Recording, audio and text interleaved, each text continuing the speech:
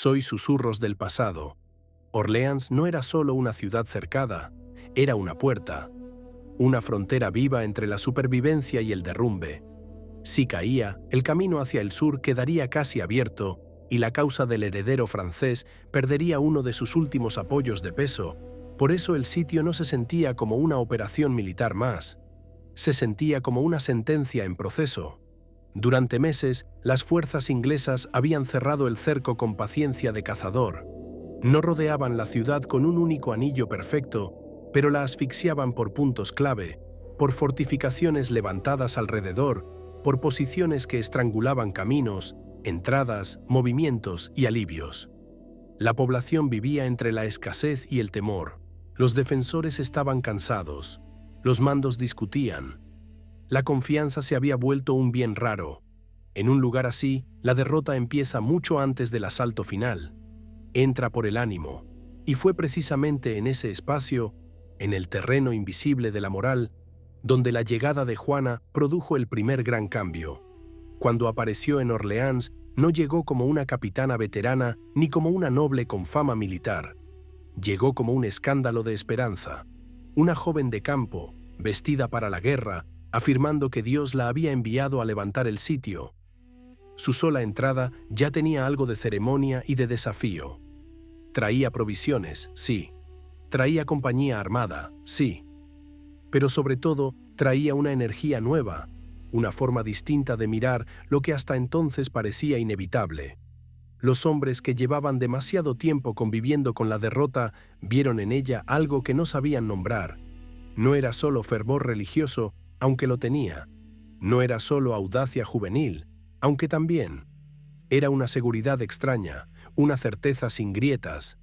Y la certeza, en una guerra larga, puede ser más poderosa que una muralla. Los capitanes franceses que ya estaban en la ciudad no la recibieron todos con igual entusiasmo. Algunos la observaban con prudencia, otros con incomodidad. No faltaban los que pensaban que una muchacha podía servir como figura de ánimo, pero no como guía real de operaciones. Había entre ellos experiencia, cicatrices, derrotas acumuladas y también cautela. Una cautela que en ese contexto ya empezaba a confundirse con resignación. Juana chocó pronto con esa actitud. No había venido a contemplar el asedio ni a bendecir la paciencia. Había venido a romper el encierro. Su impulso era ofensivo. No concebía la salvación como una espera eterna detrás de los muros. Creía, o decía creer, que el cielo pedía acción, y esa diferencia de visión fue esencial. Mientras algunos mandos preferían medir tiempos, negociar riesgos, proteger posiciones y evitar pérdidas, Juana presionaba para atacar, no porque ignorara el peligro, sino porque entendía algo que muchos parecían haber olvidado. Un ejército derrotado por dentro no se salva solo con prudencia. Necesita volver a creer en su fuerza. Y para eso hace falta un gesto claro, un golpe, un movimiento que rompa la parálisis. Su presencia en la ciudad operó como un despertar. La gente salió a verla, los soldados buscaron su figura, los rumores crecieron. Unos hablaban de milagro, otros de locura, pero casi nadie permanecía indiferente. Eso ya era una forma de poder. Juana no blandía su autoridad como un teórico.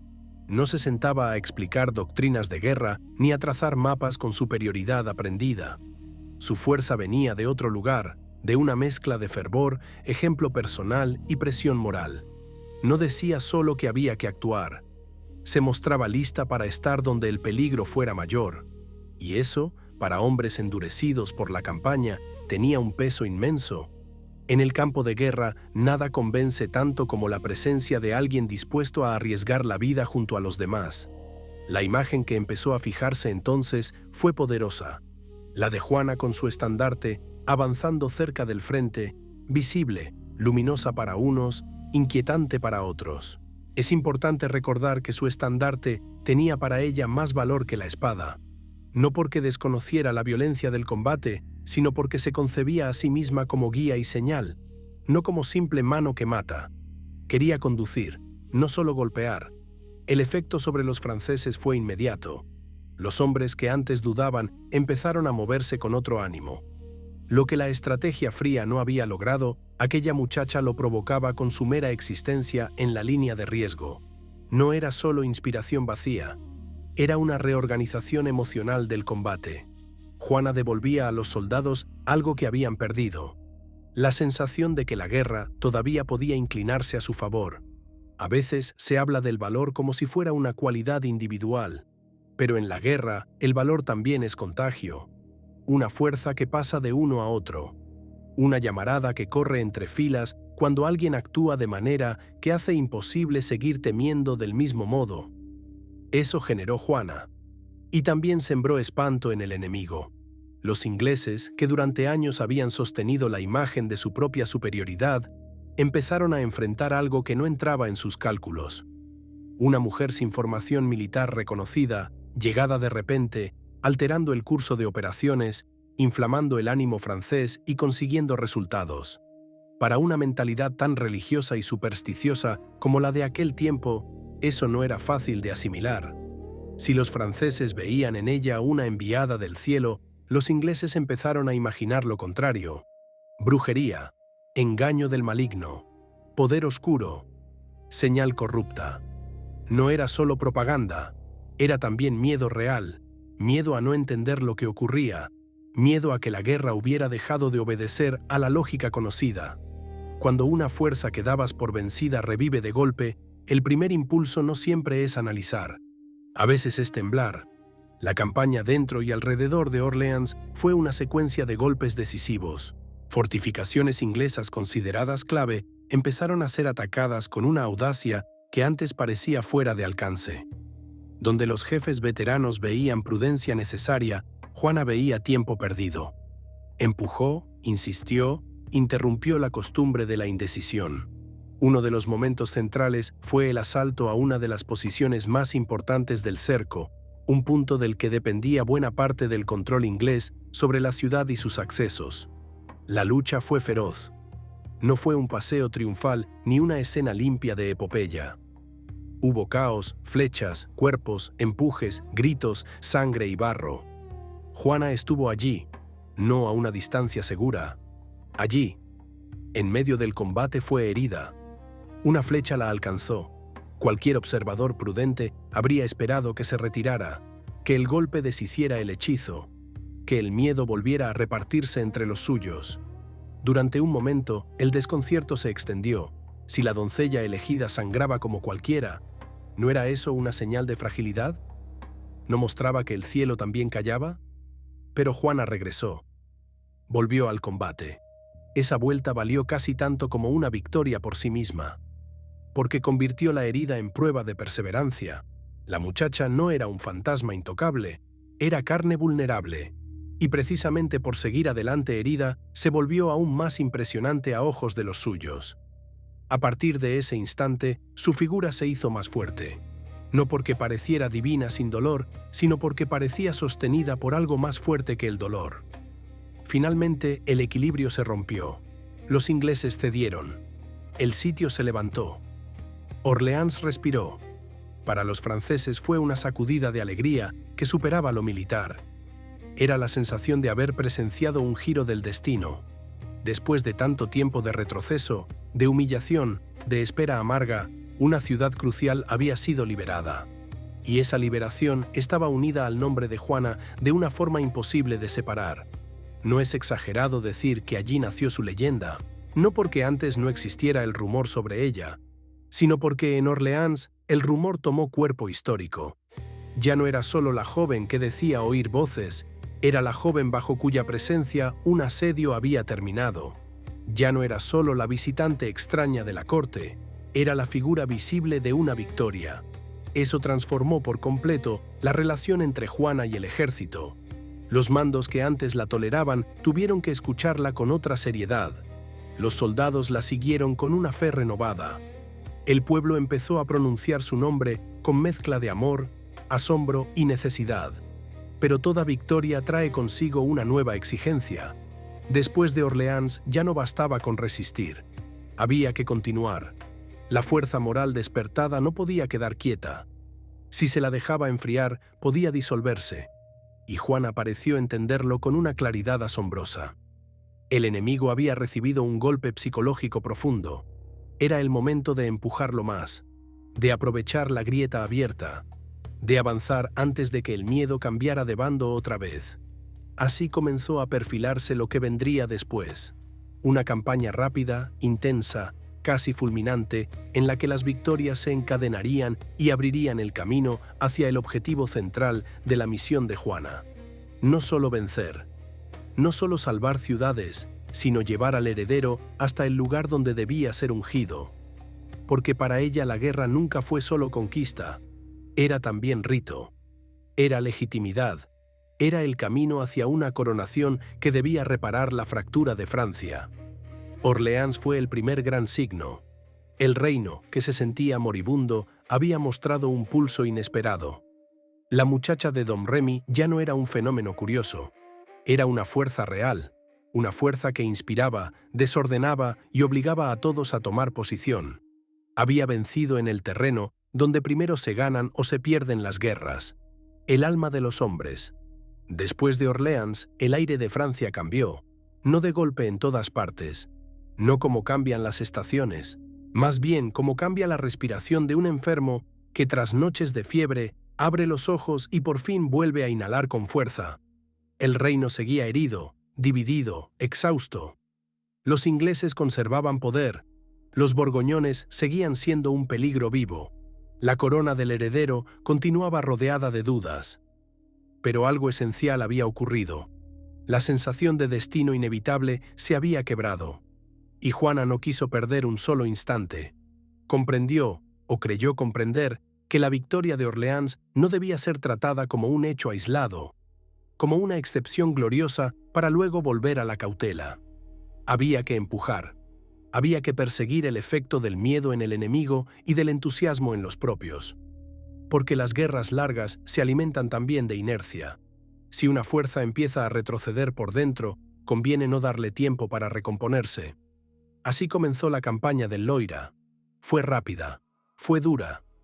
Y fue, en muchos sentidos, el tramo que consolidó a Juana no solo como señal de esperanza, sino como figura central del esfuerzo militar francés.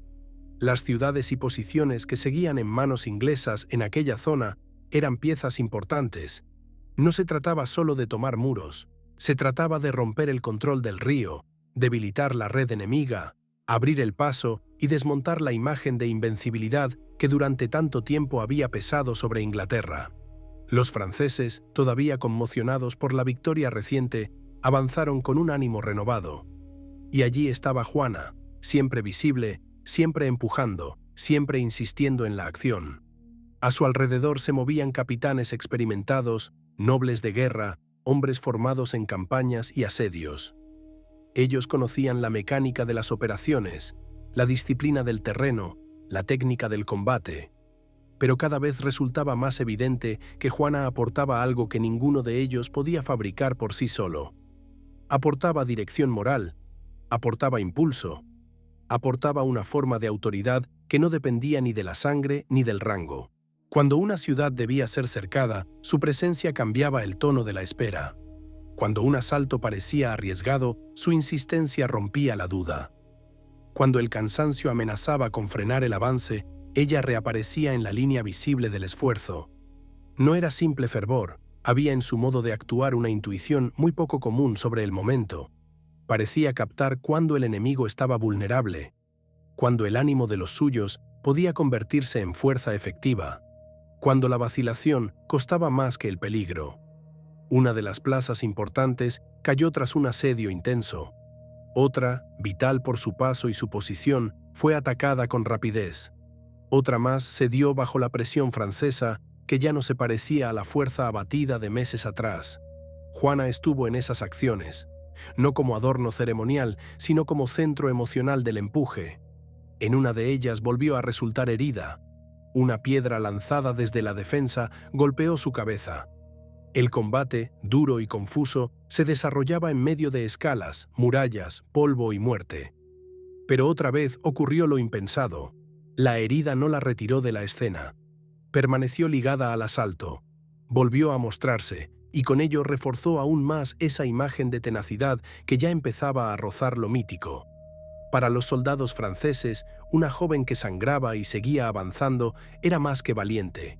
Era una prueba de que la causa no estaba vacía, una prueba de que el miedo podía ser atravesado, una prueba de que la guerra, por primera vez en mucho tiempo, parecía tener un sentido distinto al de sobrevivir un día más.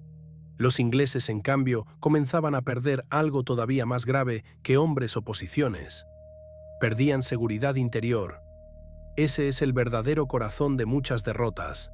Un ejército puede soportar bajas, retiradas parciales, errores de mando. Lo que rara vez soporta durante mucho tiempo es el quiebre de la confianza en sí mismo. Y eso era lo que la campaña del Loira estaba produciendo. Las tropas inglesas, famosas por su dureza, por la eficacia de sus arqueros, por su larga experiencia en territorio francés, empezaban a verse arrastradas hacia una sensación nueva, la de estar entrando en una historia que ya no controlaban. Cada victoria francesa agrandaba a Juana, y cada avance de Juana empequeñecía la certeza inglesa. No hacía falta que todos la creyeran enviada por Dios. Bastaba con que la posibilidad circulara, bastaba con que su nombre se convirtiera en rumor de inquietud, bastaba con que los hombres empezaran a pensar, aunque fuera en silencio, que aquella muchacha alteraba el curso natural de la guerra. Y luego llegó uno de los choques más decisivos. Los ingleses intentaron retirarse y reorganizarse. No querían quedar atrapados en una cadena de desastres. Buscaban reordenar líneas, preservar fuerza, retomar el control de la situación. Era una reacción lógica, pero fueron alcanzados antes de poder asentarse como hubieran querido. Lo que siguió fue una derrota aplastante. Los famosos arqueros ingleses, tantas veces decisivos, no lograron desplegar con eficacia su poder habitual. La velocidad y la fuerza del ataque francés, alimentado por la moral ardiente de las semanas anteriores, quebraron la estructura rival. Fue un golpe duro, de esos que no solo vacían filas, sino que destruyen prestigio. Los hombres que durante años habían parecido temibles quedaron expuestos como vulnerables. Ese momento tuvo un valor enorme, porque hasta entonces aún podía pensarse que Orleans había sido una excepción brillante, un episodio singular, un accidente afortunado dentro de una guerra todavía favorable al invasor. Pero la campaña del Loira demolió esa interpretación. Ya no era un solo triunfo aislado, era una secuencia, una corriente, un movimiento sostenido que mostraba a una Francia capaz de avanzar. Y dentro de ese movimiento, la figura de Juana crecía hasta volverse imposible de encerrar en una sola categoría. No era una simple inspiradora, no era una mera mascota del ejército, no era una visión ornamental para elevar ánimos. Tampoco era fácil llamarla comandante en el sentido clásico del término, porque no había pasado por la formación que definía a los jefes militares de su tiempo. Y sin embargo, sin ella, todo aquello resultaba casi impensable. Su relación con los capitanes era compleja. Muchos seguían aportando la técnica, la experiencia y el oficio. Eran ellos quienes conocían el peso de una marcha, la forma de una defensa, la lógica de un asedio. Pero Juana imprimía el sentido del movimiento. Era ella quien empujaba hacia la decisión. Ella quien no aceptaba el lenguaje resignado de la demora. Ella quien convertía el cálculo en acto. En ese punto de la historia, la pregunta deja de ser si Juana sabía de guerra en los términos de una escuela militar. La pregunta correcta es otra. ¿Cómo pudo una joven sin instrucción formal percibir con tanta claridad dónde debía insistirse, cuándo debía atacarse y de qué manera podía sacarse a un ejército entero de su cansancio? No hay una sola respuesta. Algunos dirán fe, otros intuición, otros genio, otros una combinación que no se deja partir en piezas limpias. Lo cierto es que los resultados estaban allí, y esos resultados abrían por fin el camino hacia el corazón de su misión. Porque para Juana, las victorias del Loira no eran el final, eran la preparación de algo mayor. Había repetido una y otra vez que el heredero debía ser llevado a Reims, la ciudad de la consagración real, el lugar donde los reyes de Francia recibían la unción sagrada. Sin esa ceremonia, el príncipe seguía siendo para muchos un soberano incompleto, un rey a medias, un gobernante discutido. La legitimidad en aquel tiempo no se sostenía solo con sangre y espada. Necesitaba rito, necesitaba óleo santo, necesitaba una escena visible donde el cielo pareciera confirmar lo que la política disputaba. Y aquí aparece otro de los grandes contrastes de esta historia. Mientras Juana empujaba hacia adelante con decisión feroz, el heredero seguía siendo un hombre vacilante. Había aceptado a la doncella, había recibido de ella impulso y sentido, pero no por eso dejaba de ser cauteloso, desconfiado, apegado a los consejos prudentes de corte. La idea de marchar hacia Reims implicaba atravesar zonas hostiles, internarse en espacios donde los borgoñones y otras lealtades inciertas podían convertir el avance en desastre. Muchos consideraban aquella empresa una locura. Y sin embargo, después de las victorias recientes, la locura empezaba a parecer la única forma de verdad. Juana insistió. No pedía un gesto simbólico menor. Pedía que se diera el paso capaz de reordenar todo el mapa moral del reino. Si el heredero era coronado en Reims, si recibía la consagración en el lugar tradicional, si la ceremonia se realizaba bajo el signo de sus victorias, entonces el tratado que lo había despojado quedaría herido en su centro. Inglaterra podría seguir luchando, sí. Borgoña podría seguir resistiendo, sí. Pero la autoridad sagrada del nuevo rey ya no sería una simple aspiración. Sería un hecho. Y el pueblo, tan acostumbrado a leer la historia a través de señales visibles, entendería ese hecho con toda claridad.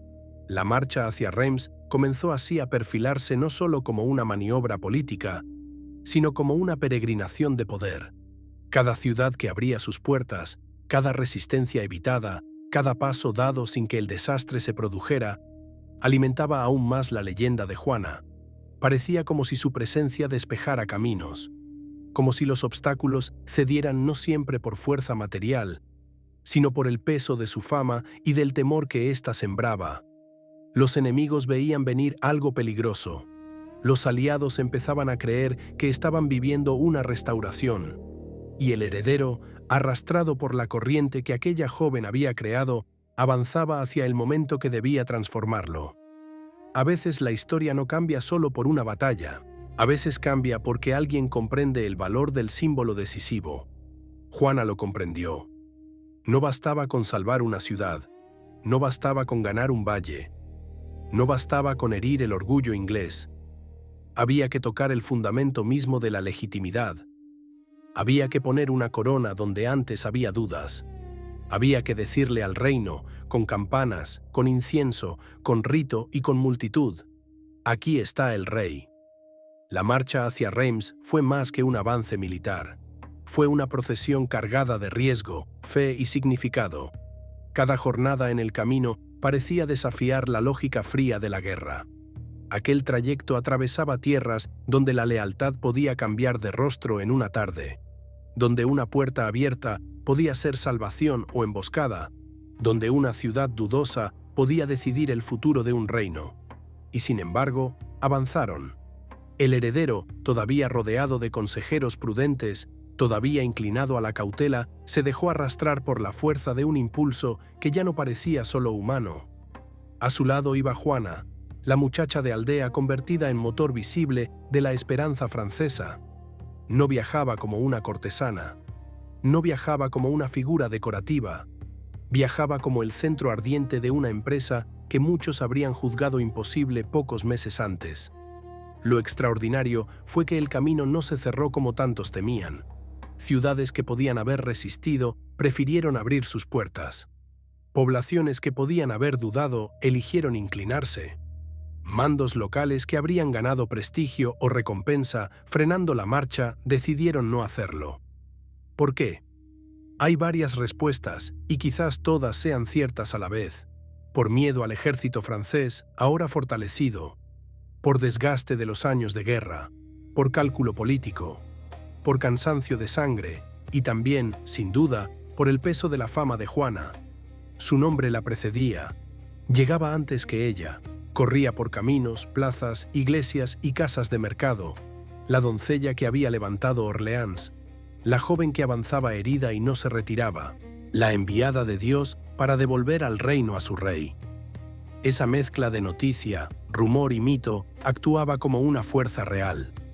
En una época donde la palabra y la creencia tenían tanto poder como las armas, la fama podía abrir puertas que un ariete tardaría días en quebrar. Reims, en ese contexto, no era una ciudad cualquiera. Era un lugar cargado de memoria sagrada. Allí habían sido ungidos los reyes de Francia durante generaciones. Allí el poder dejaba de ser solo un asunto dinástico y se convertía en un hecho revestido por lo alto. La ceremonia no era una formalidad. Era el punto donde el reino, la tradición y la fe se tocaban.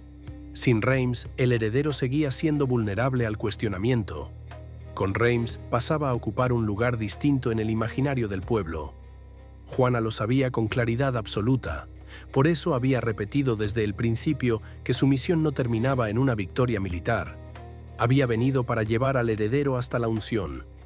Había venido para restaurar, no solo para combatir. Había venido para darle al reino una imagen visible de legitimidad. Sin ese acto, todo lo anterior podía quedar suspendido como hazaña brillante, pero incompleta. La entrada en la ciudad y la preparación de la ceremonia estuvieron cargadas de un aire casi irreal.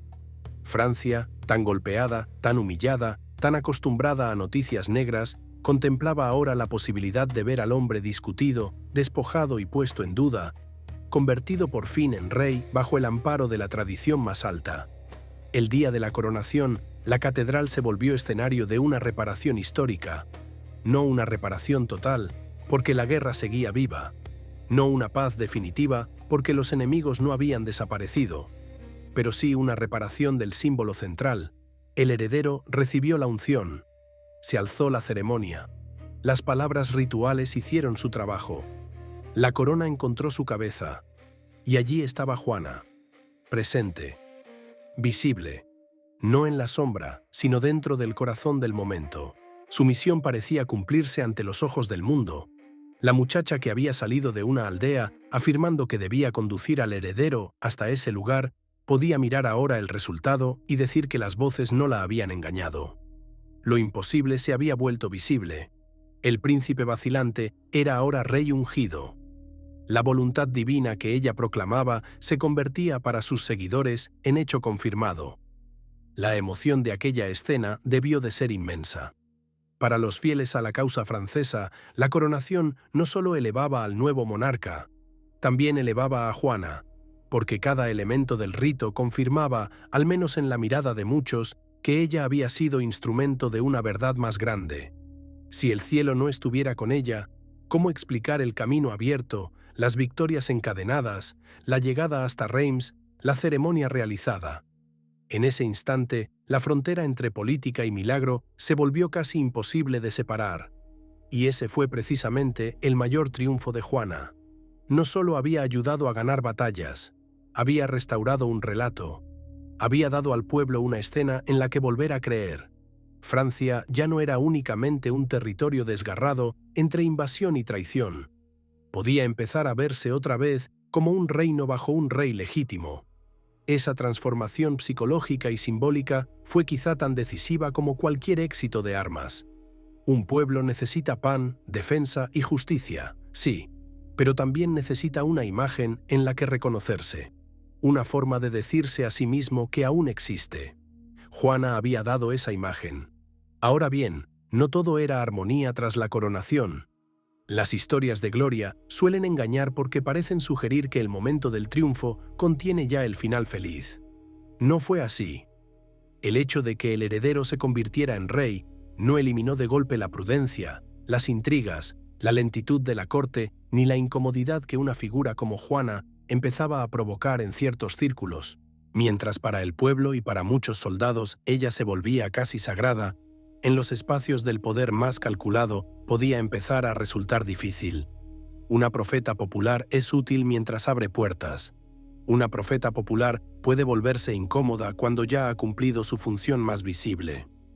Ese es uno de los hilos más amargos de esta historia.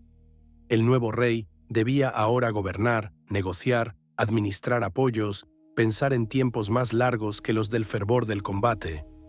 Y la corte, como toda corte, estaba llena de voces que desconfiaban del exceso de carisma ajeno. Juana no era una dama noble fácil de incorporar a un protocolo, no era una aliada silenciosa, era una figura viva, ardiente, directa, acostumbrada a hablar en nombre de una misión superior. Eso podía inspirar a los ejércitos, pero también alterar los equilibrios de palacio. Además, su propia conciencia de la misión no parecía apagarse con la coronación. Aunque ese acto era el centro de lo que había anunciado, ella no daba la guerra por terminada.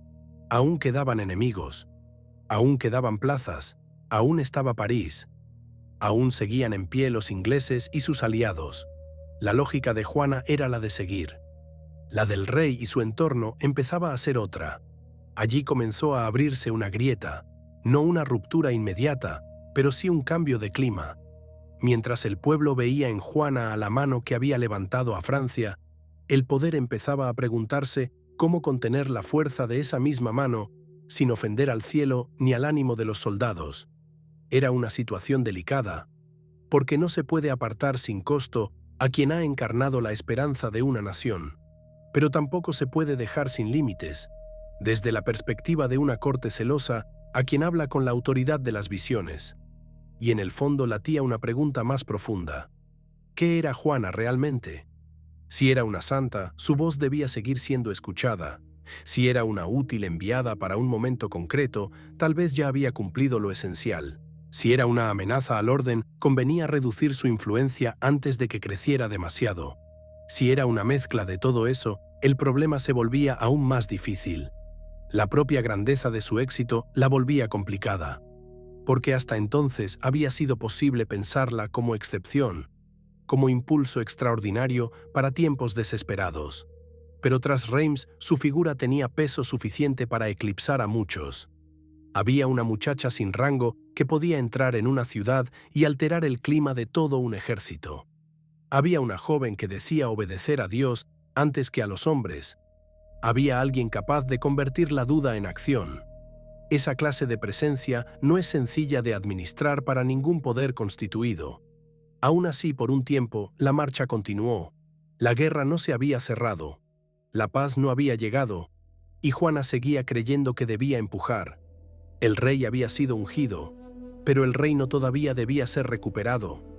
El sueño de una Francia reunida bajo su monarca legítimo aún estaba incompleto. Y como suele ocurrir, el momento de mayor brillo precedía ya a la sombra. El punto más alto de la ascensión empezaba a contener, oculto, el principio de la caída. Pero antes de llegar a ese descenso, conviene detenernos en otra cuestión esencial, la naturaleza misma del talento de Juana. Porque una vez logradas Orleans, la campaña del Loira y la coronación en Reims, ya no bastaba explicar su éxito hablando solo de fervor. Había que preguntar algo más incómodo y fascinante. ¿Poseía aquella joven una intuición militar real? ¿Era tan solo el canal de una fe colectiva? ¿O ambas cosas vivían unidas en ella de forma inseparable? Cuando una figura entra en la historia envuelta en fe, el mundo suele cometer un error cómodo. Supone que su poder fue solo emocional, solo simbólico, solo espiritual, como si la inspiración estuviera separada de la inteligencia práctica, como si una persona capaz de encender el ánimo ajeno no pudiera, además, comprender el momento preciso de una acción. Con Juana ocurre justamente ese riesgo. Muchos aceptan sin problema que levantó la moral de los suyos, que su presencia fue una llama en medio de la ceniza, que devolvió a Francia una forma de esperanza, pero se resisten a concederle algo más.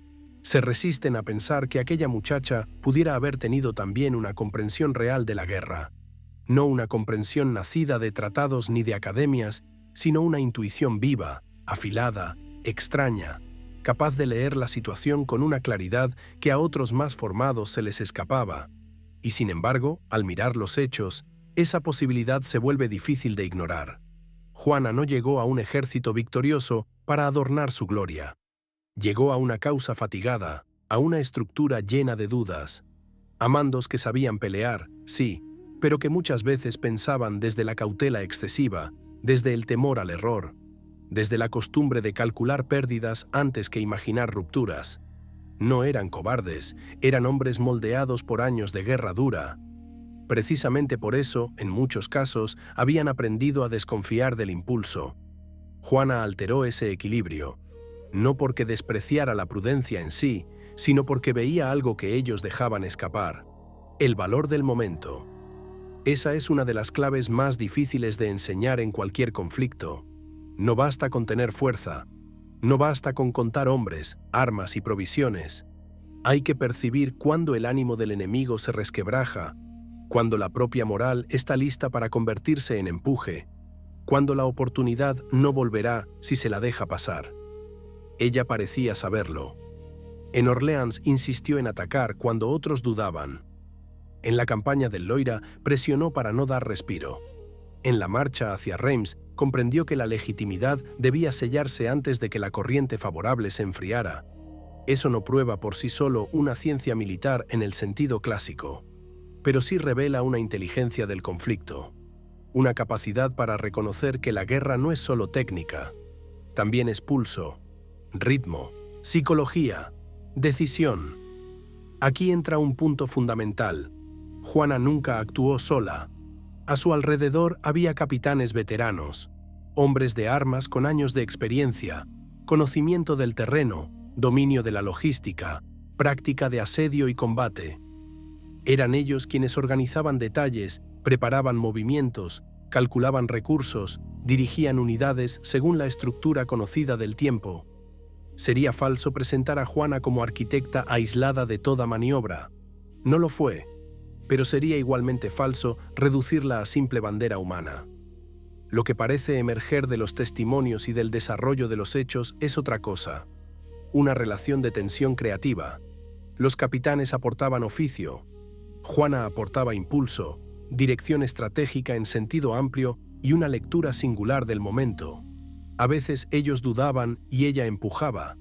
A veces proponían espera y ella exigía acción. A veces calculaban desde lo probable y ella intervenía desde una confianza que los arrastraba más allá de sus reservas. No era una jefa de escuela, era una fuerza de decisión, y eso, en determinados contextos, vale más que muchos años de formación. Hay quienes han querido explicar todo por casualidad, una serie afortunada de circunstancias, un enemigo cansado, un momento propicio, una suma de coincidencias. Desde luego, la historia siempre contiene azar. Nadie vence sin encontrar también grietas abiertas por otros factores. Pero cuando la fortuna parece repetirse demasiado alrededor de la misma figura, la explicación se vuelve débil. Orleans, el Loira, Reims. No estamos ante un único golpe feliz, estamos ante una secuencia, y las secuencias obligan a pensar. ¿Tuvo Juana un talento innato para percibir la debilidad ajena? ¿Su fe le daba la audacia necesaria para hacer lo que otros no se atrevían? ¿Sus voces eran el lenguaje interior a través del cual se ordenaba una intuición excepcional? Tal vez no haya que elegir una sola opción. Quizá en ella convivían una fe absoluta y una inteligencia práctica muy rara. Quizá su convicción de estar guiada por el cielo le permitía actuar con una resolución que, vista desde fuera, producía resultados propios de una gran estratega. En otras palabras, lo místico y lo operativo no tendrían por qué excluirse. Podrían haber estado fundidos en una sola experiencia interior. Esto se vuelve más claro cuando la comparamos con los grandes jefes militares de su época. La norma en aquel mundo era muy distinta. Los hombres llamados a dirigir ejércitos nacían dentro de estructuras de nobleza. Aprendían desde jóvenes el oficio de la guerra. Veían campañas, acompañaban a mayores, crecían entre armas, pactos y jerarquías. Su ascenso tenía una lógica social. Era el fruto de la sangre, del tiempo y del entrenamiento. Juana rompió por completo ese esquema. No tuvo aprendizaje gradual. No construyó prestigio por herencia. No acumuló experiencia desde la niñez. Irrumpió. Ese verbo importa. Irrumpió. Apareció casi de pronto en el centro de una crisis nacional y en cuestión de meses intervino en hechos que alteraron el curso de la guerra. No existe en su tiempo un caso igual. Ningún comandante tradicional tuvo una entrada semejante. Ninguno combinó de ese modo origen humilde, autoridad carismática, eficacia visible y velocidad de ascenso. Por eso incomoda tanto clasificarla. Si se la llama solo santa, se pierde su capacidad de acción concreta. Si se la llama solo militar, se mutila el núcleo místico que estructuró toda su vida. Si se la llama solo visionaria, se vuelve inexplicable el peso real de sus logros. Juana exige una mirada más compleja, y esa complejidad se vuelve aún más intensa cuando consideramos su relación con el rey que ayudó a elevar. Porque si bien ella fue decisiva para transformar al heredero en monarca ungido, la naturaleza de ese vínculo nunca dejó de ser ambigua. Al principio, él la necesitó. La escuchó porque ya casi no tenía de dónde extraer esperanza. Más tarde, aceptó sus victorias y se dejó llevar por la corriente que ella creó. Pero una vez coronado, la situación cambió. El rey ya no era el hombre sitiado de antes. Ahora tenía corona. Ahora tenía un nuevo rango simbólico. Ahora podía pensar en estabilidad, negociación, administración de poder, y ahí empezó a notarse la distancia entre ambos. Juana seguía movida por una misión viva. Su horizonte no era la consolidación prudente, sino la continuación del empuje. Quería recuperar más terreno. Quería avanzar sobre plazas que aún estaban en manos enemigas. Quería seguir siendo instrumento de la liberación. El rey y buena parte de su entorno, en cambio, comenzaban a ver las cosas con otra lógica. La del cálculo largo. La de los pactos. La de los equilibrios internos. No siempre la fe y la razón de Estado caminan al mismo ritmo. Para la muchacha de Domremy, la verdad parecía simple. Si Dios había abierto el camino hasta Reims, había que seguir. Para la corte, el asunto ya no era tan sencillo. Un exceso de arrojo podía poner en riesgo lo recién ganado. Una figura demasiado carismática podía resultar incómoda. Una profeta popular podía ser un don y a la vez un peligro. Juana, en ese punto, empezaba a quedar entre dos mundos. Demasiado grande para volver al anonimato. Demasiado libre para ser una pieza dócil de palacio. Demasiado necesaria aún para ser apartada sin costo. Demasiado incómoda para ser plenamente absorbida por la lógica cortesana. Y mientras esa tensión crecía, también crecía otra cosa. El deseo de sus enemigos de destruirla no solo en el campo militar, sino en el plano del significado. Porque los ingleses y sus aliados entendían muy bien algo esencial. Mientras Juana viviera con prestigio, mientras siguiera siendo vista como enviada del cielo, la legitimidad del rey francés saldría fortalecida. No bastaba con derrotarla como a un soldado. Había que deshacer su aura. Había que convertir la santa en bruja, la elegida en hereje, la voz del cielo en engaño. Eso vendría después. Pero antes de la caída hubo un momento en que el esplendor todavía parecía posible. Un momento en que Juana seguía creyendo que la historia avanzaba en la dirección prometida. Un momento en que aún no imaginaba del todo el precio que iba a pagar por haber roto el orden del mundo. Después de Reims, el resplandor seguía allí, pero ya no iluminaba de la misma manera. En apariencia, Juana había alcanzado el centro de su misión. El rey había sido ungido. La ceremonia había reparado una fractura decisiva. El reino, o al menos una parte de él, podía volver a pronunciar el nombre de su soberano con otro tono. Todo parecía indicar que aquel impulso debía continuar hasta expulsar al enemigo y cerrar la herida. Pero la historia rara vez concede trayectorias limpias. A medida que la gloria de Juana crecía entre soldados y pueblo, su lugar dentro de la maquinaria del poder se volvía más ambiguo. La corte no respiraba como un ejército en marcha. La corte calculaba, medía, pesaba alianzas, temía movimientos bruscos. Allí donde Juana veía mandato y urgencia, los consejeros del rey empezaban a ver riesgo, exceso, incomodidad. No era una ruptura abierta, era algo más sutil y por eso más peligroso. Cambió el clima, cambió el tono, cambió la disposición a seguir su empuje sin reservas. El rey, que tanto había necesitado de ella en el tiempo del desamparo, comenzaba a parecer más distante. No porque dejara de reconocer lo que le debía, sino porque la lógica de su posición había cambiado. Ya coronado, debía sostener una imagen de monarca estable, prudente, capaz de tejer apoyos y no solo de cabalgar tras el fuego de una inspiración. La guerra continuaba, sí, pero ahora el rey estaba atrapado también por el lenguaje de la diplomacia, por la presión de las facciones y por el temor de arriesgar demasiado lo recién ganado. Juana, en cambio, seguía siendo la misma en lo esencial. No había venido al mundo del poder para aprender moderación cortesana. No había atravesado caminos, burlas, exámenes, asedios y heridas para quedarse inmóvil. No concebía la misión como una ceremonia ya cumplida y guardada en la memoria. Todavía veía a Francia incompleta. Todavía veía ciudades por recuperar. Todavía sentía que la lucha no había terminado. Ese desacuerdo interior entre el ritmo de Juana y el ritmo del rey empezó a hacerse visible en las campañas posteriores. Uno de los grandes objetivos que flotaban en el horizonte era París. La ciudad no era solo una plaza importante, era corazón simbólico y político. Recuperarla habría supuesto un golpe inmenso contra la dominación enemiga y contra la imagen de fragmentación del reino. Juana deseaba avanzar. Quería empujar la corriente de victorias antes de que se apagara. Quería llevar el impulso hasta sus últimas consecuencias. Pero los pasos ya no se dieron con la misma claridad que en el tramo anterior. La voluntad del rey flaqueaba entre avance y negociación. Los consejeros frenaban. Las oportunidades se diluían en prudencias y vacilaciones. La energía de la guerra comenzaba a tropezar con la lentitud del poder. Aún así, hubo intento. Hubo movimiento, hubo combate. En el asalto contra París, Juana volvió a mostrarse en la zona de mayor peligro. No sabía vivir su misión desde la distancia. Como antes, estuvo cerca del frente, expuesta, visible, exigente. Allí recibió otra herida. Y aunque intentó mantener el empuje, el ataque no alcanzó el resultado esperado. La ciudad resistió. La fuerza del momento no bastó. Y la retirada dejó un sabor nuevo. No el de una derrota total, pero sí el de una promesa que empezaba a encontrar sus límites.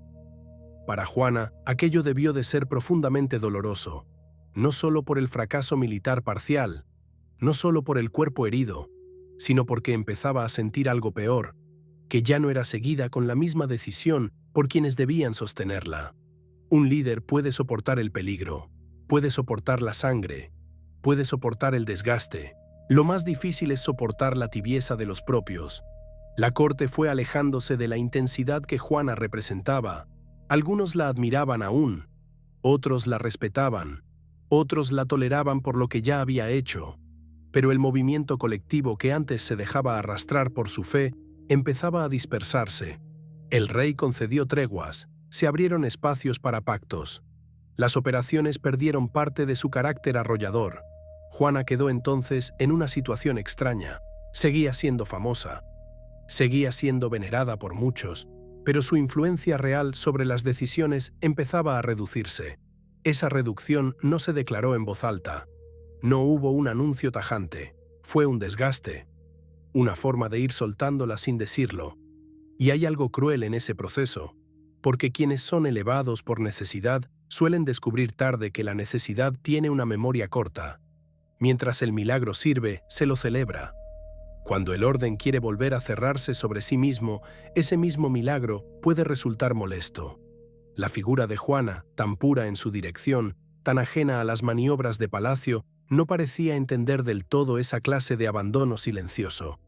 Ella seguía actuando como si la urgencia de Francia fuera suficiente razón.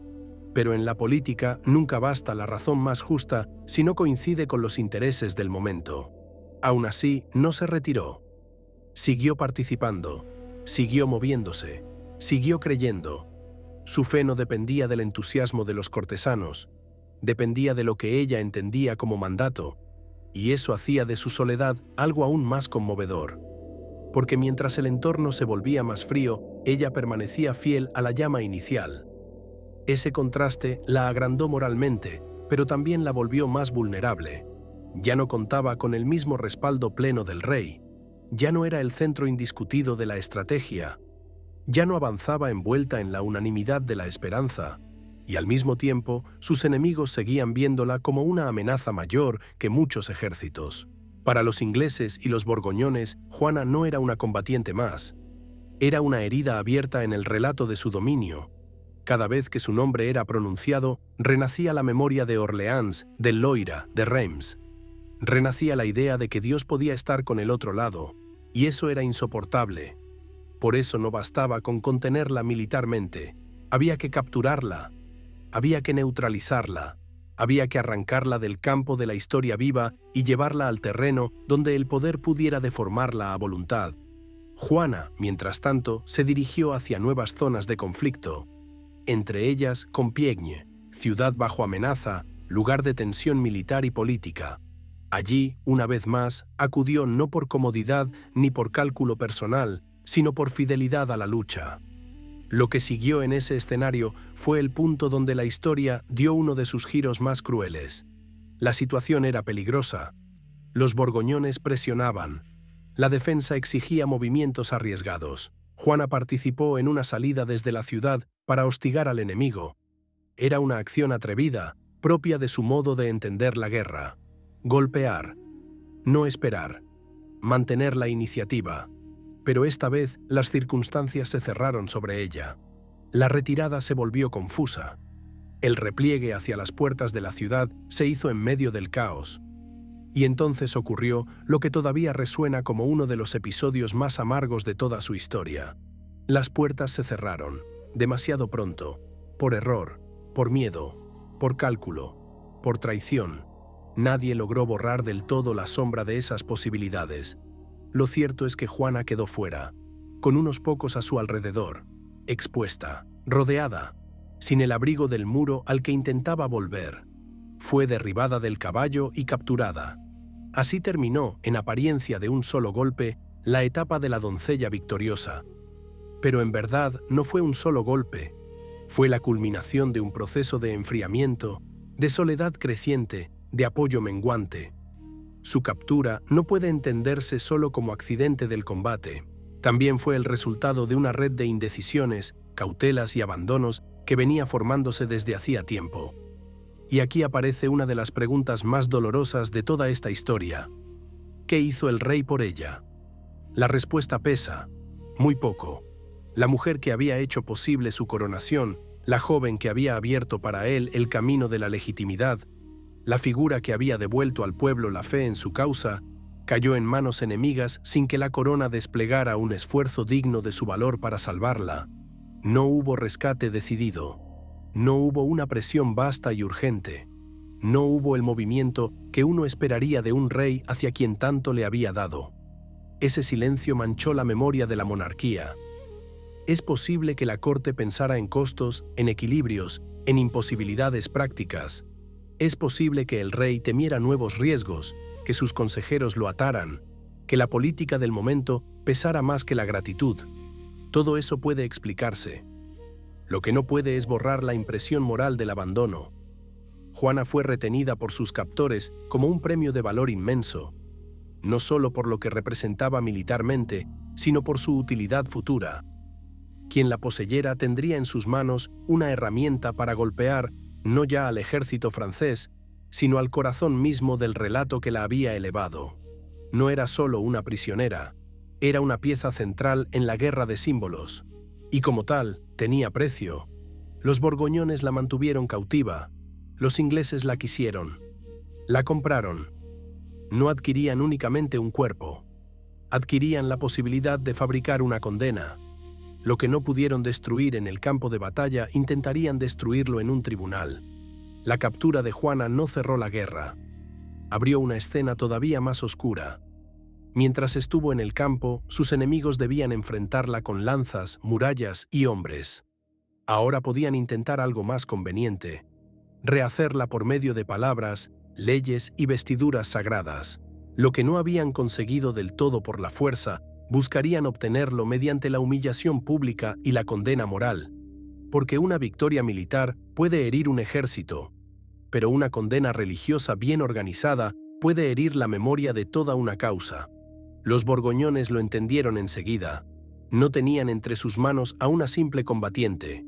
Tenían a la mujer que había levantado Orleans, encadenado triunfos y acompañado al rey hasta Reims. Tenían a la figura que daba sentido sobrenatural a la legitimidad francesa. Su cautiverio era un botín inmenso, y como todo botín de valor excepcional, podía negociarse. La corona francesa no se movió con la urgencia que cabía esperar. Ahí late, una vez más, la vergüenza del abandono. El rey por quien Juana había arriesgado cuerpo y alma no organizó una respuesta decisiva. No la arrancó del encierro. No alteró el curso de las cosas con la energía que antes ella había puesto al servicio de su causa. Hubo silencio, lentitud, distancia. Y mientras el tiempo se consumía, la suerte de la doncella se iba cerrando como una mano. Los ingleses pagaron por ella. No compraron solo una prisionera, compraron un proceso, compraron una oportunidad, compraron la posibilidad de convertir el juicio en arma de guerra. Llevar a Juana ante un tribunal eclesiástico tenía un objetivo mucho más profundo que castigar a una enemiga. Si lograban declararla hereje, embustera o servidora del mal, entonces toda su obra quedaría contaminada. Y si su obra quedaba contaminada, también la coronación del rey francés podía ser leída bajo una sombra. No bastaba con matarla. Había que mancharla antes. Había que arrancarle el brillo para que la hoguera no pareciera crimen, sino justicia. Así fue conducida a Rouen. La ciudad, bajo dominio inglés, era un lugar perfecto para ese propósito. Allí el poder enemigo podía rodear el proceso, elegir el marco, controlar la atmósfera. Allí una corte disfrazada de tribunal podía presentarse como defensora de la fe mientras servía a una estrategia política. Y en el centro de todo aparecería un hombre clave, el obispo Pierre Cauchon. Su nombre merece ser recordado con frialdad. No era un simple clérigo atrapado por las circunstancias. Era un hombre de ambición, instrucción y lealtades definidas. Conocía el derecho religioso, conocía el valor simbólico del caso y comprendía perfectamente qué estaba en juego. Si conseguía dirigir la caída de Juana, no solo serviría a los ingleses, también se fortalecería a sí mismo dentro del mundo del poder. Era, en cierto modo, la figura ideal para una empresa tan turbia. Culto, hábil, dispuesto a vestir de doctrina lo que en el fondo era cálculo. Desde el comienzo, el proceso estuvo viciado. No se organizó para buscar verdad. Se organizó para producir condena. La selección de jueces y asesores favorecía a hombres hostiles a Juana o inclinados hacia la causa anglo-borgoñona. La prisión en que fue mantenida tampoco respetó lo que cabría esperar para una mujer sometida a juicio religioso. No fue entregada a custodia segura de la Iglesia en un espacio femenino protegido. Permaneció encerrada bajo vigilancia de soldados ingleses, encadenada, vulnerable, aislada. Aquel detalle no es menor. Todo el ambiente del proceso estaba pensado para quebrar. Y sin embargo, incluso allí, en condiciones tan adversas, Juana no dejó de sorprender. Las acusaciones levantadas contra ella buscaban formar una red asfixiante: herejía, brujería, apostasía, falsa inspiración, orgullo espiritual, vestir como hombre en desafío a la ley divina. Este último punto, el de la ropa masculina, fue usado una y otra vez como arma central. Para Juana había sido medida de protección, necesidad de guerra, defensa de su integridad y parte de su misión. Para sus jueces era un escándalo moral utilísimo.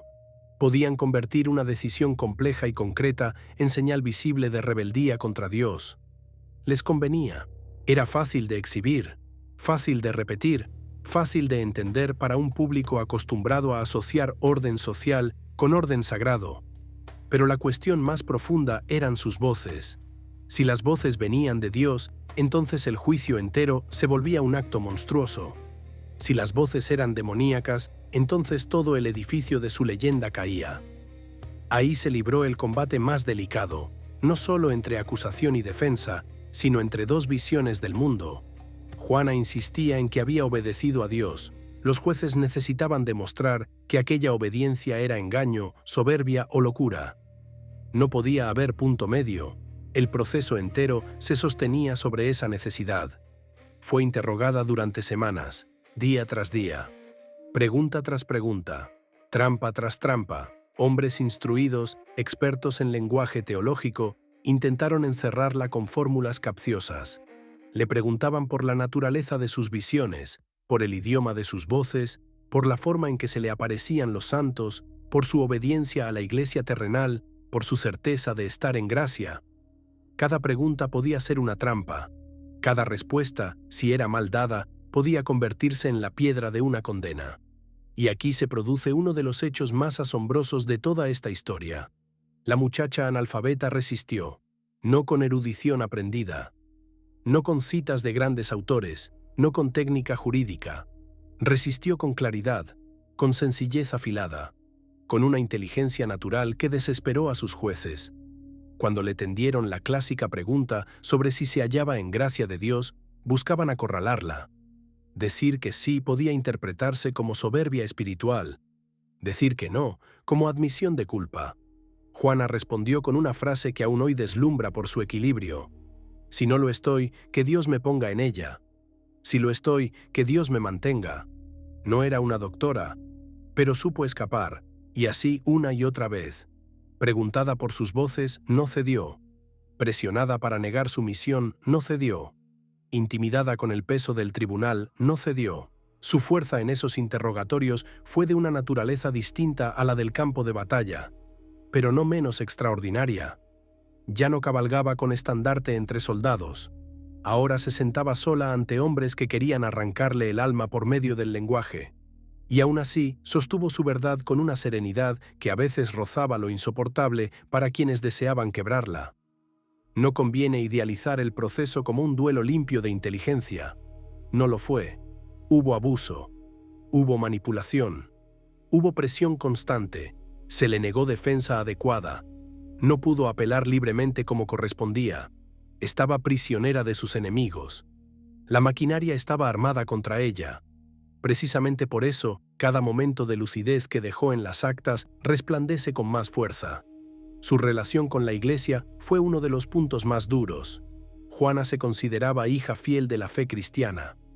Rezaba, invocaba a Dios y a los santos, nunca pensó estar fuera de la verdad religiosa, pero también afirmaba con firmeza que obedecía primero a Dios y a las voces que Él le enviaba. Para un tribunal que quería subordinar toda experiencia espiritual a la autoridad eclesiástica visible, esa postura era intolerable. Podían aceptarse visiones si eran domesticadas por la institución.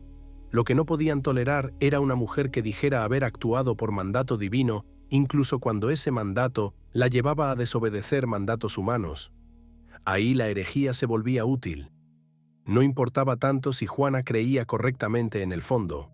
Importaba que su ejemplo no debía quedar sin castigo, porque si una mujer joven, sin letras, sin cargo oficial, podía levantarse, vestir como hombre, hablar con príncipes, mandar sobre soldados y afirmar que Dios mismo la guiaba, entonces el orden entero temblaba. No solo el militar, también el religioso y social. Juana no era peligrosa solo por lo que había hecho. Era peligrosa por lo que demostraba que podía hacerse.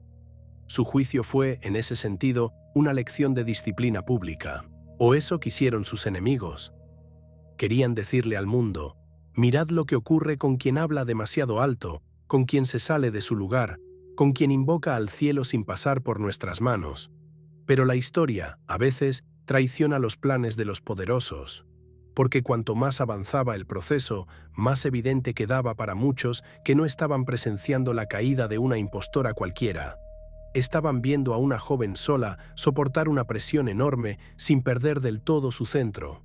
Incluso algunos presentes, aún formando parte del sistema que la juzgaba, comenzaron a sentir inquietud, una inquietud difícil de borrar. La inquietud de estar empujando al fuego a alguien cuya fe parecía más limpia que la de sus acusadores.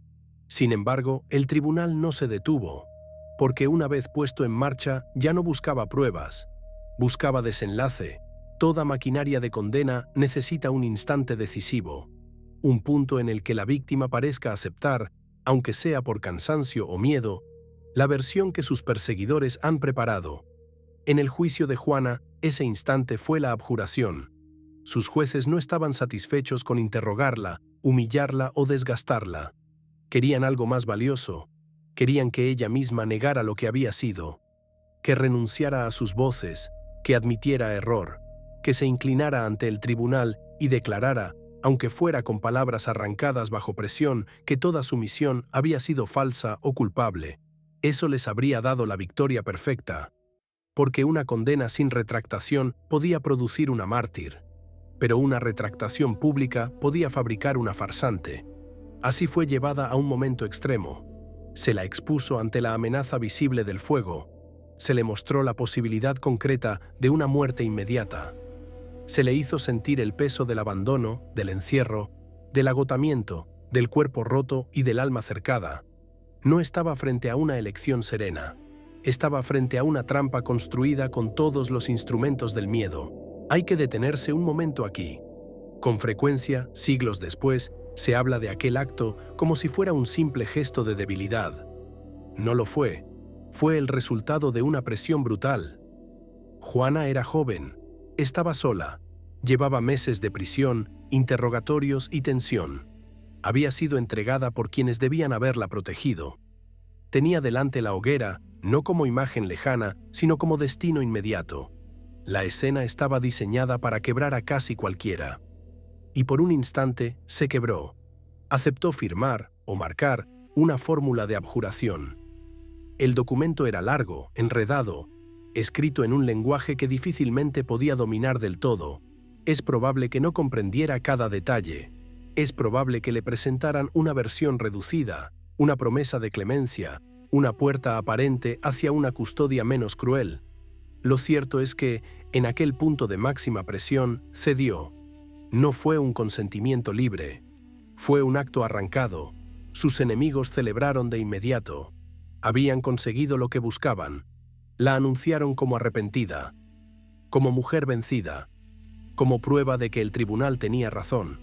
Por un momento, la escena parecía cerrarse a favor de ellos, pero la historia todavía guardaba otra vuelta, quizá la más cruel de todas. Porque la clemencia prometida no fue real. Juana no fue protegida como esperaba. No salió del círculo de peligro. No recibió el alivio que la habían llevado a imaginar.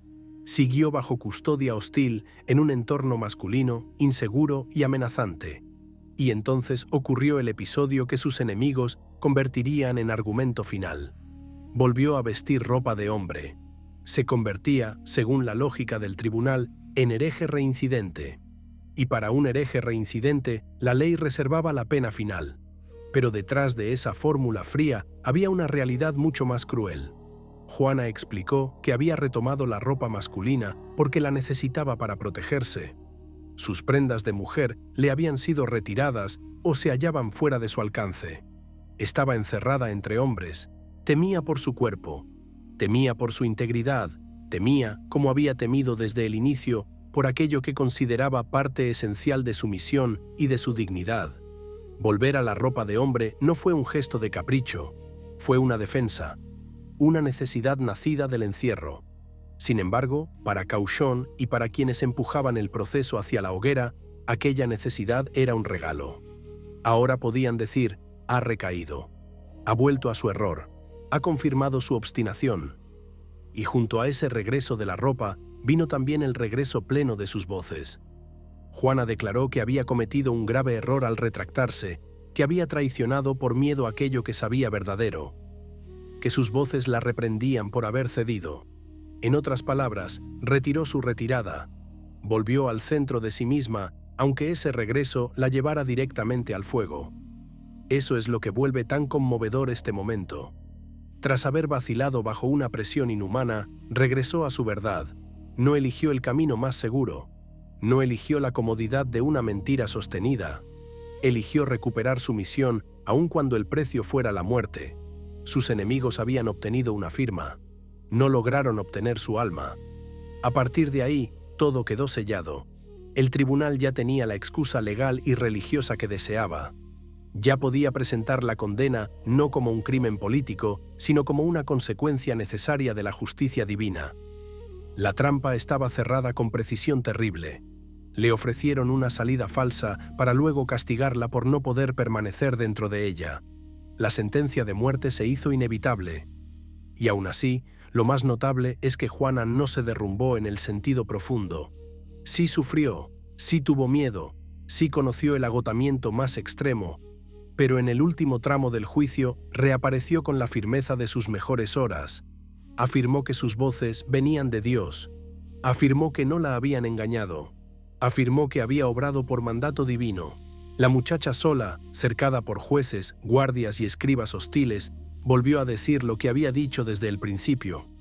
Ese retorno final a su verdad convirtió la condena en algo mucho más grande que una simple ejecución. A partir de ese instante, aunque el tribunal aún no lo comprendiera, la estaba empujando hacia el martirio.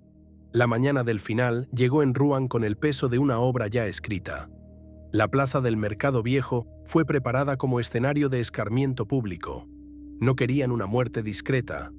Querían una imagen. Querían que la ciudad viera, que la multitud viera, que los soldados vieran, que el rumor llevara después la escena por caminos y tabernas. La hereje debía arder ante todos. La condujeron al lugar con una túnica destinada a subrayar el contraste entre condena y pureza aparente. Sobre su cabeza o cerca de su figura, inscripciones la marcaban como apóstata, hereje, idólatra. Era el lenguaje clásico del poder cuando busca fijar una identidad antes de destruir un cuerpo. Si nombran a alguien de cierta forma con suficiente solemnidad, esperan dominar la memoria. Pero las llamas no siempre obedecen al guión de quienes las encienden. Antes de subir a la pira, Juana pidió una cruz. Ese detalle atraviesa los siglos con fuerza insoportable. No pidió venganza, no pidió espada, no pidió victoria tardía. Pidió una cruz. Un soldado inglés, conmovido o estremecido, improvisó una con 2 piezas de madera. Ella la tomó, la besó, la sostuvo. Otro sacerdote alzó una cruz para que pudiera verla entre el humo. Y entonces llegaron sus últimas palabras. Invocó a Jesús. Lo invocó varias veces, pidió perdón, afirmó una vez más que sus voces no la habían engañado, mantuvo su fe hasta el final. Es difícil exagerar el impacto moral de esa escena. Una joven condenada por un tribunal religioso, ardiendo en público, pronunciando el nombre de Cristo con fervor, mirando la cruz, muriendo como mueren los creyentes sinceros. Para muchos presentes, aquello deshizo la versión oficial de la condena más de lo que cualquier defensa escrita habría podido lograr. La reacción de la multitud no fue uniforme. Algunos celebraron, algunos callaron, algunos sintieron miedo, y muchos se conmovieron. Se cuenta que incluso entre los ingleses hubo hombres que salieron trastornados, no porque de pronto cambiaran de bando, sino porque comprendieron que habían asistido a algo más grave que la ejecución de una enemiga. Habían visto arder a una muchacha cuya piedad parecía auténtica. Habían visto morir a alguien que no sonaba a bruja, sino a alma creyente. Algunos lloraron. Otros dijeron que habían quemado a una santa. Hasta el verdugo, según la tradición, quedó sacudido por el terror de haber puesto mano sobre una inocente. Así se cerró su vida, no con una retirada, no con una vejez silenciosa, no con una derrota menor, sino con una hoguera que pretendía borrar su autoridad y terminó agrandándola. Ese es uno de los grandes fracasos del poder cuando intenta dominar por completo el sentido de la historia. Puede matar, puede encadenar, puede firmar sentencias y levantar leña, pero no siempre consigue controlar lo que una muerte significa. Los ingleses y sus aliados quisieron apagar la influencia de Juana. En cierto modo, hicieron lo contrario. La convirtieron en una presencia todavía más difícil de destruir. Ya no solo era la doncella victoriosa, era la doncella sacrificada. Su muerte tocó fibras profundas en la conciencia francesa. Para quienes ya la amaban, fue una confirmación. Para quienes dudaban, fue una herida. Para la corona, fue una vergüenza que el tiempo no logró borrar del todo. Y para la memoria del pueblo, fue la clase de final que transforma una vida extraordinaria en leyenda irreversible.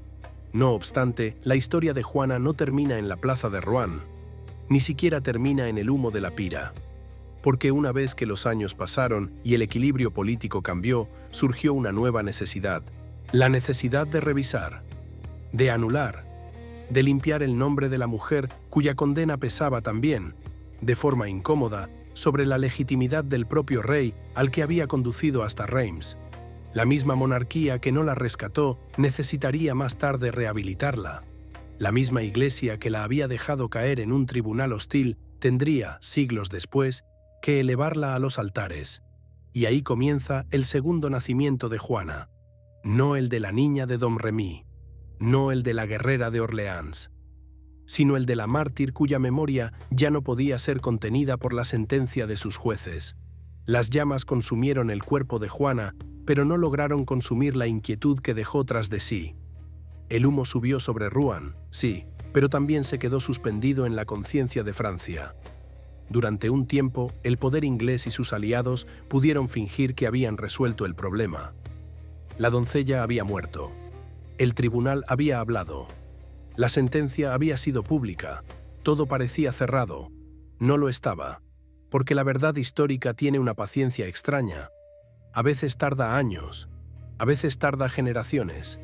Pero cuando una condena fue construida con demasiada violencia, con demasiada conveniencia y con demasiada mentira, siempre queda algo latiendo debajo, algo que no permite el descanso. En el caso de Juana, ese latido creció a medida que el mapa político cambiaba. Los ingleses fueron perdiendo terreno. La corona francesa consolidó posiciones. El rey al que Juana había llevado a Reims terminó afirmando su autoridad. Y con ese cambio surgió una necesidad tan política como moral: limpiar el nombre de la mujer cuya condena seguía proyectando sombra sobre la legitimidad de su reinado. Porque la cuestión era simple y devastadora. Si Juana había sido realmente hereje, si había sido instrumento del error o del demonio, entonces, ¿qué significaba la coronación que ella había hecho posible? ¿Qué significaba el relato mismo del rey ungido por gracia divina gracias al impulso de aquella doncella? La condena de Juana no solo la hería a ella, también tocaba, aunque de forma indirecta, el fundamento simbólico del poder real. Por eso, la revisión de su caso no fue solo un acto de compasión tardía, fue también una operación de reparación para el reino. Su familia nunca dejó de luchar. Su madre, mujer de fe firme, y sus hermanos llevaron consigo el peso del ultraje. No aceptaron que la última palabra sobre Juana fuera la pronunciada por sus enemigos. Movieron peticiones. Buscaron apoyo. Llamaron a las puertas de la iglesia. Querían justicia. Querían que el nombre de su hija fuera lavado del barro en que lo habían hundido. Y entonces, con respaldo del nuevo equilibrio político, se abrió el proceso de revisión. Años después de la muerte de Juana, una nueva investigación comenzó a examinar el juicio de Rouen. Ya no se trataba de hombres apurados por destruirla, sino de autoridades dispuestas a mirar las irregularidades del caso. Se convocó a testigos, se recogieron voces, se preguntó a quienes la habían conocido en la infancia, a quienes la habían acompañado en la guerra, a quienes habían presenciado su conducta, su piedad, su valor, su castidad, su forma de hablar y de actuar. Poco a poco, el retrato de la acusada empezó a desmoronar la lógica del antiguo tribunal. Lo que emergía de esos testimonios no era la imagen de una bruja, ni la de una farsante vulgar, ni la de una enemiga de la fe. Emergía otra figura, la de una joven devota, recta en costumbres, valiente hasta lo inverosímil, convencida de su misión y sometida a un juicio profundamente viciado. Los testimonios mostraban también la hostilidad del proceso, la manipulación de las condiciones, la ausencia de una defensa justa, la presión ejercida sobre ella y el carácter abiertamente parcial del tribunal. Se revisaron las actas, se analizaron las contradicciones, se observó el comportamiento de Cauchon y de quienes lo rodeaban, y el edificio de la condena empezó a crujir. Una de las cosas más reveladoras fue la manera en que el nuevo proceso dejó en evidencia el marco político del juicio anterior. Ya no resultaba posible fingir que todo había sido simple celo religioso. Era claro que la causa inglesa había necesitado destruir a Juana por razones de legitimidad. Era claro que la ley sagrada había sido usada como herramienta de guerra. Era claro que la sentencia no había nacido de una búsqueda sincera de la verdad, sino de la voluntad de fabricar una culpable. Al final llegó la anulación. La sentencia pronunciada años antes en Rouen fue declarada nula, sin valor, injusta, viciada por fraude, errores graves y calumnias. El nombre de Juana quedó limpiado oficialmente. La Iglesia, o al menos la Iglesia en su nueva lectura del caso, reconocía que aquella muchacha no había recibido justicia, que el juicio había sido una farsa, que su condena no podía sostenerse. Ese momento tuvo una fuerza inmensa, no devolvía la vida, no borraba el abandono del rey, no deshacía el humo de la hoguera, pero alteraba el sentido histórico de todo lo ocurrido. La mujer quemada como hereje pasaba a ser reconocida como víctima de un proceso corrompido. La memoria popular, que ya había empezado a venerarla en muchos rincones, encontraba por fin un respaldo oficial, y la monarquía francesa, de paso, veía reforzado el relato que la unía a ella. Si Juana era inocente, entonces la corona que había ayudado a ceñir aparecía todavía más legítima. Sin embargo, la rehabilitación no fue el final del camino. Fue apenas otra etapa en la lenta transformación de Juana en figura casi sagrada. Su nombre siguió creciendo. Su vida comenzó a ser contada de formas distintas.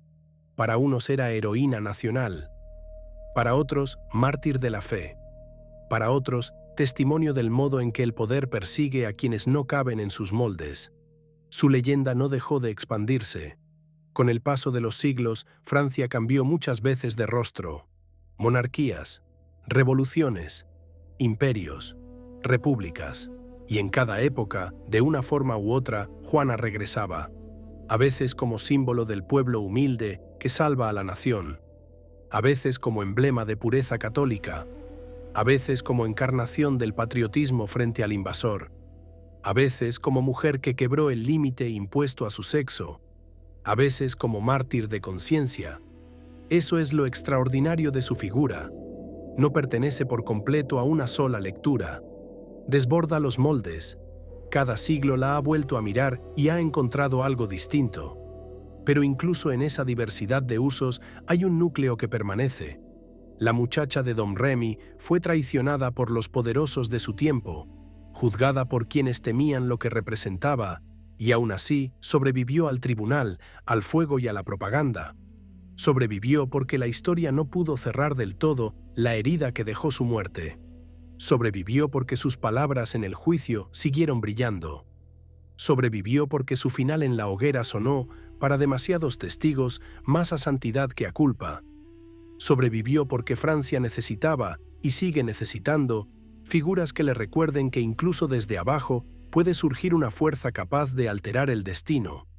Y todavía faltaba la última gran inversión de sentido, porque la Iglesia que un día permitió que una corte religiosa la empujara a las llamas, terminaría, siglos más tarde, elevándola oficialmente a los altares.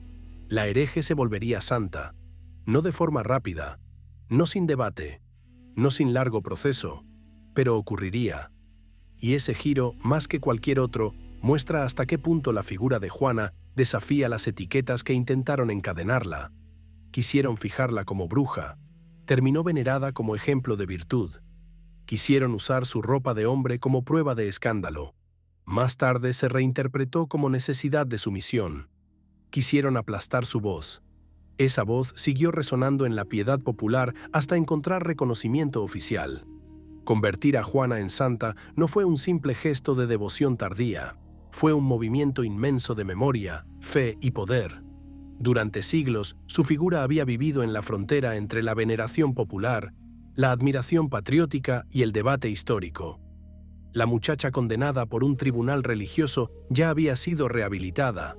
Sí, pero todavía faltaba el paso más sorprendente, que la misma Iglesia Universal la reconociera de manera solemne como modelo de virtud heroica. Ese camino fue largo, muy largo. La devoción en torno a Juana no desapareció nunca del todo.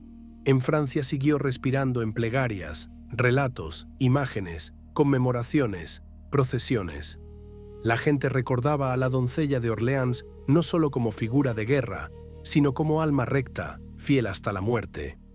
Su historia tenía todos los elementos que el pueblo guarda con obstinación: humildad de origen, misión imposible, valor fuera de medida, traición, juicio injusto y muerte en las llamas pronunciando el nombre de Cristo.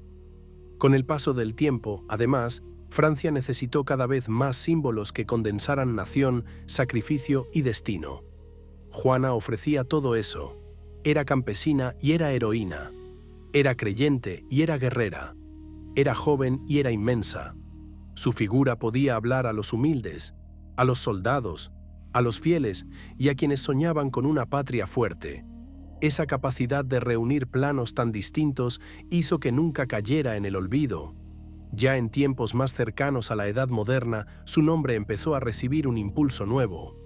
El interés por declararla santa se fortaleció, especialmente cuando la nación francesa atravesó crisis profundas y necesitó volver a mirarse en un espejo de resistencia. La Iglesia estudió su caso. Se examinaron sus virtudes. Se volvió sobre su conducta, su fe, su pureza de intención, su fortaleza en la prueba, su muerte soportada con piedad. No bastaba con haber sido injustamente condenada. No bastaba con haber sido admirable. Para ser elevada a los altares era necesario reconocer en ella una vida de virtud excepcional y además contar con señales de intercesión, es decir, con milagros atribuidos a su ayuda. Así avanzó el proceso. Primero llegó la beatificación. Fue el paso que reconocía oficialmente que Juana podía ser venerada como bienaventurada. Ya no era solo la heroína rehabilitada, era una figura de santidad aprobada por la Iglesia. Su nombre se afirmaba dentro del espacio religioso de un modo que siglos antes habría parecido imposible. Pero aún faltaba la canonización. Finalmente, en el siglo XX, se produjo el giro completo. La Iglesia declaró santa a Juana de Arco. La joven que había muerto acusada de hereje pasó a ser reconocida como ejemplo universal de fe, valentía y fidelidad. El contraste es tan grande que casi parece un desafío lanzado a la propia historia. Lo que una época condenó, otra lo veneró. Lo que unos obispos llevaron al fuego, otro papa lo elevó a los altares. Pocas trayectorias muestran de forma tan brutal lo inestable que puede ser el juicio humano cuando se mezcla con interés, miedo y poder. Los milagros atribuidos a su intercesión fueron parte del camino. Curaciones consideradas inexplicables tras plegarias dirigidas a Juana ayudaron a sellar el proceso. La Iglesia vio en esos hechos la confirmación de que su alma intercedía desde el cielo. Para los creyentes, aquello cerraba un círculo. La doncella no solo había sido inocente, también seguía obrando bien desde lo alto. Pero la santidad de Juana, más allá del procedimiento formal, tiene una resonancia especial. No es solo la santidad del recogimiento o del claustro. Es la santidad en medio del conflicto, de la guerra, del barro, de la política, del juicio injusto. Es la santidad de quien no fue apartada del ruido del mundo, sino arrojada al centro de él. Y eso hace que su figura conserve una intensidad rara, incluso para quienes no la miran desde la fe. Porque Juana no fue simplemente absorbida por la Iglesia. También fue absorbida por la cultura, por la nación y por la imaginación. La literatura la tomó muy pronto. Poetas, dramaturgos y narradores encontraron en ella un personaje inagotable. Unos la vieron como mártir luminosa, otros como visionaria trágica. Algunos, desde la tradición inglesa más hostil, la pintaron como engañadora o hechicera. Más tarde vendrían miradas románticas, nacionalistas, críticas, psicológicas. Cada época volvió a escribirla. Cada pluma eligió una Juana distinta. El teatro la convirtió en presencia viva sobre el escenario. La ópera la llenó de música y destino. La pintura la vistió de luz, acero, oración y llama. El cine la inmortalizó una y otra vez. Pocas figuras históricas han sido filmadas, reimaginadas y discutidas de forma tan insistente. A veces aparece como santa absorta en su misión, a veces como muchacha desgarrada por voces interiores, a veces como jefa militar inspirada, a veces como víctima del poder. Incluso cuando los enfoques cambian, el magnetismo permanece, porque Juana condensa tensiones que nunca dejan de ser actuales. Fe y razón, individuo y autoridad, mujer y poder, nación y memoria, pureza y violencia. También la política se apropió de ella. La monarquía la vio como prueba de la legitimidad sagrada del reino. Los movimientos patrióticos la convirtieron en emblema de la defensa de Francia. Corrientes conservadoras la exaltaron como modelo de tradición, fe y patria. Incluso sectores muy distintos ideológicamente han querido reclamarla. Y aquí aparece otra de las grandes paradojas de su legado. Juana ha sido usada por fuerzas opuestas. Algunos la elevan como símbolo de orden religioso y nacional. Otros la ven como figura de resistencia popular frente a los poderosos. Unos destacan su obediencia a Dios, otros su desafío a las jerarquías humanas. Unos subrayan su pureza, otros su ruptura con los roles de género. Es como si su vida fuera un espejo donde cada época se mira y encuentra lo que necesita. Esa apropiación múltiple puede confundir, pero también revela algo profundo. Juana no pertenece del todo a nadie, porque su figura es demasiado rica para quedar encerrada en una sola lectura. Francia, sin embargo, la hizo suya de una manera especial, no solo como personaje histórico, sino como parte del alma nacional. En ella vio la posibilidad de ser rescatada cuando todo parecía perdido. Vio a la hija del pueblo que habló con reyes. Vio a la mujer que condujo hombres armados sin pedir permiso al orden establecido. Vio a la mártir cuyo sacrificio no apagó, sino que encendió más la causa. Vio una prueba de que la nación podía renacer desde sus márgenes, desde la aldea, desde lo humilde, desde lo improbable. Por eso Juana sigue viva en monumentos, calles, escuelas, fiestas, discursos y obras de arte. No es solo recuerdo, es presencia, a veces discutida, a veces manipulada, a veces venerada, pero siempre viva. Y llegados a este punto, vuelve la pregunta que atraviesa toda su historia como un cuchillo de tres filos. ¿Quién fue realmente? ¿La loca que oía voces? ¿La santa enviada por Dios? ¿La estratega intuitiva que comprendió la guerra mejor que muchos hombres formados para ella? La respuesta final exige aceptar una incomodidad. Juana fue demasiado grande para una sola palabra. Soy susurros del pasado. Y ahora, después de atravesar aldeas en frontera, murallas sitiadas, catedrales, cortes, prisiones y llamas, regresamos a la pregunta con la que todo comenzó. ¿Quién fue Juana? La respuesta más honesta es también la menos cómoda. Juana fue un enigma. No porque no existan hechos. Los hechos están. Nació en una aldea. Escuchó voces. Convenció a hombres que tenían razones de sobra para no escucharla. Entró en Orleans y cambió el ánimo de una ciudad. Empujó una campaña de victorias veloces, llevó a un heredero dudoso hasta la unción en Reims.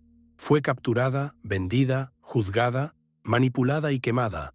Luego fue rehabilitada. Luego fue santa. Los hechos están. Lo que sigue abierto es el sentido. Quienes la miran desde la fe ven en ella a una enviada. Y no es una lectura fácil de descartar. Su vida estuvo estructurada por una convicción religiosa total. No usaba el lenguaje de la visión como ornamento. Lo habitaba, lo vivía, lo obedecía. Su valor final ante la muerte, su insistencia en que sus voces venían de Dios, su pureza de intención y la fuerza moral con que sostuvo su misión, hacen comprensible que muchos la vean como una verdadera elegida.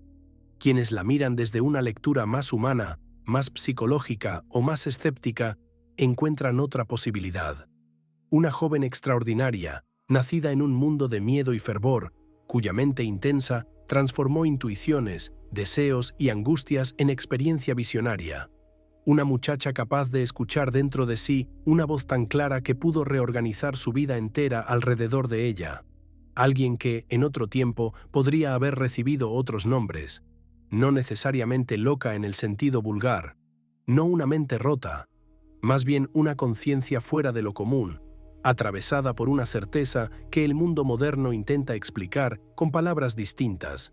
Y luego está la tercera mirada, la de la estratega, no la estratega de escritorio, no la general formada por tradición de linaje, no la autora de tratados, la estratega intuitiva, la mujer que comprendió el valor del impulso, del símbolo, del ánimo y del momento. La figura que percibió dónde había que golpear, cuándo había que avanzar, cuándo no debía dejarse respirar al enemigo y cuándo la legitimidad política debía sellarse con una ceremonia decisiva. Sus victorias no pueden explicarse solo por fervor. Su influencia sobre la guerra fue real. Su capacidad para transformar un ejército abatido en una fuerza ofensiva fue real. Su comprensión del peso de Reims fue real. Llamarla solamente santa sería quitarle inteligencia. Llamarla solamente militar sería quitarle el fuego interior que la movía. Llamarla solamente visionaria sería volver incomprensible su eficacia. Por eso Juana deshace las etiquetas. Fue, de algún modo, las tres cosas. Y al mismo tiempo fue algo más. Fue una fisura en el orden de su época. Una mujer en un mundo diseñado para no dejarla mandar. Una campesina en un espacio reservado a la nobleza. Una analfabeta enfrentada a doctores. Una joven sola que habló con la seguridad de los profetas. Una creyente que no aceptó que la autoridad humana anulara lo que ella entendía como mandato divino. Y por eso también fue tan peligrosa, no solo para Inglaterra, no solo para Borgoña, no solo para un obispo ambicioso. Fue peligrosa para cualquier estructura que necesite que cada persona permanezca en el lugar que le ha sido asignado desde el nacimiento. Juana probó, con su sola existencia, que a veces una voz surgida desde el margen puede mover más la historia que toda una corte repleta de consejeros. Esa es una de las razones por las que su figura sigue viva. Porque sigue haciendo preguntas. ¿Qué hacemos con alguien que no cabe en nuestras categorías? ¿Qué hacemos con alguien cuya fe produce efectos reales en el mundo? ¿Qué hacemos con una mujer que desobedece el molde y, sin embargo, transforma el destino colectivo? ¿Qué hacemos con una condenada cuya muerte parece más limpia que la lógica de sus jueces? Juana obliga a pensar en la relación entre creencia y acción. Nos recuerda que la convicción, cuando es profunda, puede alterar la realidad. Nos recuerda también que el poder teme a quienes no puede domesticar. Y nos enseña algo todavía más inquietante, que las palabras con que una época condena a una persona pueden invertirse con el paso del tiempo. Bruja, hereje, loca. Más tarde, heroína, mártir, santa. Las etiquetas no eran neutrales, eran armas. Fueron usadas para encerrarla, destruirla o apropiársela. Y quizá por eso conviene mirarla con cuidado, no solo para admirarla, sino para aprender de la violencia con que la historia clasifica lo que no entiende. Juana fue elevada, utilizada, abandonada, condenada, rehabilitada y canonizada. Cada etapa dice algo no solo sobre ella, sino sobre quienes la nombraron. ¿Qué nos deja hoy? Primero, una lección sobre el poder de la certeza.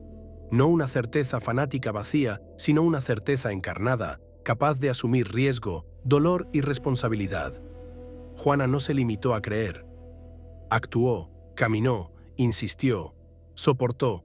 Esa unión entre convicción y acción sigue siendo rara y poderosa.